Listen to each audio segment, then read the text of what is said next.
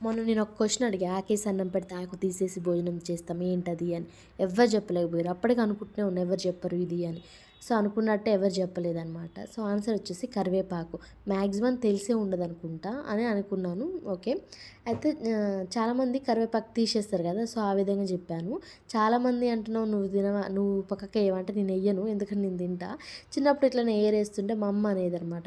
అవి తినాలి, తినకుంటే కడుపులో పురుగులుంటే ఇవి చంపేస్తాయని అనేదనమాట. ఓహో! అని చెప్పేసి అప్పటినుంచి ఎట్లాగైతే తినడం అయితే స్టార్ట్ చేస్తాననమాట. తర్వాత ఇంకొక క్వెషన్ అడుగుతాను.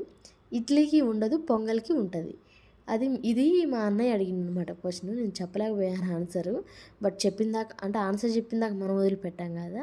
సో, మళ్ళీ ఇంకొకసారి ఇడ్లీకి ఉండదు, పొంగల్‌కి ఉంటది. ఈరోజు వచ్చేసి ఊతప్పం చేస్తున్నా. ఫస్ట్ టైం ట్రై చేస్తున్నా. విన్నా గాని ఎప్పుడు ట్రై చేయలేదు. చాలా బాగుంది టేస్ట్. ట్రై చేయొచ్చు. ఏం లేదు, దోస పిండిని 2, 3 గంటలు ఎక్కువ వేసుకొని జస్ట్ దగ్గరికి ఇట్లా అనుకోవడమే. బాగుంది. Bye bye.